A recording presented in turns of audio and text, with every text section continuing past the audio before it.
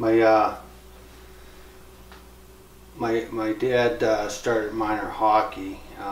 He had a lot of help with some other members there trying to get things going. He was into ball and hockey. I don't know if he learned that through residential school or whatnot, but him and Lloyd Paul helped created our first facility, a baseball diamond, and they branched out to a couple more, and that one's still called Lloyd Paul's Diamond. So, and my father got into hockey. He basically, out of his own pocket, picked up and drove kids around with a lot of support from the community. Long hours. We had to give our father away for the weekend, so he was very dedicated. There's only so much money that goes around that's handed to the band, none for sports. So basically he did fundraising and bingos and lots of bingos, but if not, most of it came out of his hard work and other people that helped him, a lot of volunteers with that. But I recall one day, as I was sitting in my in the kitchen there, or looking in the kitchen, I could see hockey players, children coming in from all the way from our driveway, lining all up for donated gear. Some used, some new, but he helped organize that and found a sponsor for that.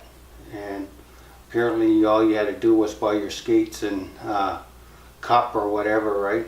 Other stuff. That's all you had to do. And it got kids playing hockey again. Oh no. Well, it had a tremendous impact. I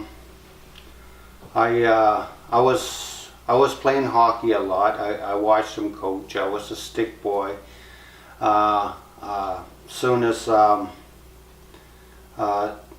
basically minor hockey in Hants County kind of went its separate ways from community hockey. It went for more or less just teams like Vulcans, Hawks, instead of Indian Brook, Elmsdale, or Lance, or anything like that. I was waking up every Saturday, Sunday morning going hockey, but when basically East Hants took a different route, because when you look at those articles from the Mi'kmaq News at the time, we were getting slaughtered like the older players. They were getting beat 21-0, 11-0, you know, barely winning. And then my father, along with a couple other guys there, organized a hockey school with Wayne Maxner, and it kind of turned the tides. So what ended up happening was we start winning 21-0, 16-0. My brother John, he ended up getting 8 shutouts.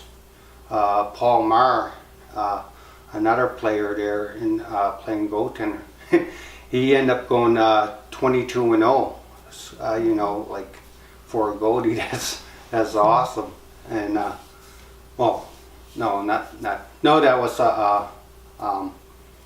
Paul Marr's was a tournament where he ended up going 4-0 and no goals against, 22 goals for, right? So, but our guys start turning it around. We start winning hockey games, like not just from a certain division, like all the way through. Even when I was playing hockey there, we were winning games, like the closest game probably be 8-3, and we were winning a lot of games, winning championships and stuff like that. And a few years later, I guess the other non-native communities kind of didn't appreciate it much, so they organized to have teams broken up into community teams broken up into just teams and try to spread around the talent, because there was a lot of talent in Indian Brook at that time. You got the boys playing ball, the same crew that was playing hockey. He organized a ball team, and of I think ages of right from, and he we sold cigarettes on the reserve there, and there was a motion that there would be monies that would go towards the youths, that for recreation, and that went along pretty good, and that helped quite a bit. That was from the band members, like Ryan was saying. The band members were the ones that were and then after a while they got involved, and after they seen their kids getting, and like Ryan was saying, it got so that our boys were just running over everybody. They went and divided them up. They took like maybe 2, 3 and put them on one team, and 2 or 3 put them on another team. So, and that kind of, they were so used to playing together that they kind of it kind of faded out after, gradually. But he had these other tournaments going, and the ball was something big too. He got the lights going, and one ball field said one ain't enough, put up the other one, and that wasn't enough after the next Labor Day. And well, they were playing. Everybody was getting into ball then, it's and then he said, we're gonna have another one. So we made another one way down, and that was packed. So Peter just didn't know. He says, holy gee, he says, something's going right here. Kids were so used to Peter, because, he'd go out of his way to help them out. That hockey school, wow. When he said he said, I gotta get a hockey school going. The way he went and first thing, yeah, we got the Halifax Forum, yeah. So got a bus. We had to get a bus from Truro, and that was just it's something like you like to see again happen. But I don't know if you find another Peter Julian, but they could try, and follow his, just look back and follow what he done. My father basically just wanted kids to have fun. So whenever they came to him, it was basically they knew what they were going to get. He was going to help them out with either sports or, it basically went back in the day when kids came to him, they just, basically my father said, just bring yourself. Because we used to have a day school here on a reserve, so we were really isolated. I mean, there was only a handful of students that probably went off reserve to go to school, but it helped branch out our community. I believe Shibanaki got to know us a lot better, especially Lance, right? Because of that interaction. It was just more than competition too. It was like gathering, competing, and having fun, watching kids play, interact with each other. And so, You know, it's great to think back and, you know, all the times from the hard time right up, and then whenever the reserve boys go down and play, they pack that rink. And gradually the reserve, 6, 7, 8 o'clock in the morning, they'd be all down there, starting Friday nights and right up till Sunday. So, you know, he done wonders, and like I said, I wish there was another Peter Julian.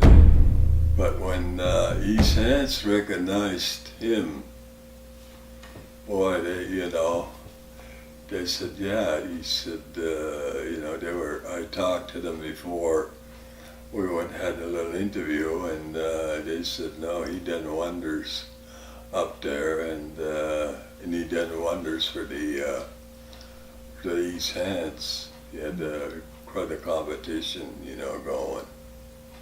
So that was, you know, that was Peter. Yeah. How made you feel? Oh, it made me very proud.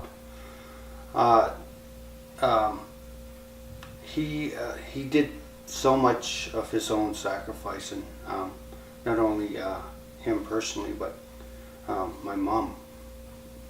She had 13 kids. Well, they had 13 kids to raise, and my father found time to go out of his way to help kids, you know, and put his time and effort to drive them back and forth. I mean, you have a wife at home, you know, anybody would say, well, where in the hell are you going to watch? But they were a good team together, and they worked beautifully together. I mean, half of the boys were in the sports. He got women ball teams.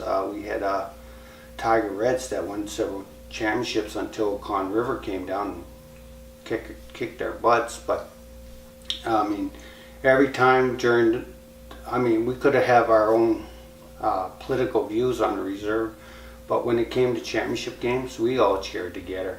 We all had fun. We were cheering for the same team time after time, right? But my father, he went through 12 years of residential school. My mom was in the hospital for no cure for TB at the time. For them to come and team together and create a legacy like, you know, Dad's being recognized for, you know, is wonders. Yeah, I think the Mi'kmaq Hall of Fame is a great honor for him, because if anything, he wanted the Mi'kmaq children to benefit more than anybody. To advance in sports, to open doors for them. I mean, when you look at the money people are throwing around nowadays in order to grab talented athletes, right? Endorsements and stuff like that.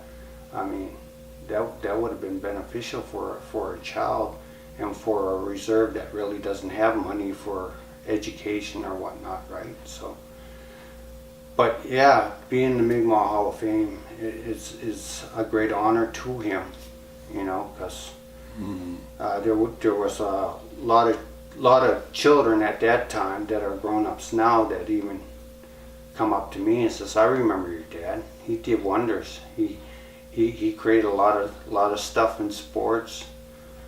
Even the people on the board there, the Mi'kmaq Hall of Fame board, geez, they probably could even speak better about my father than me. They knew him so well, right?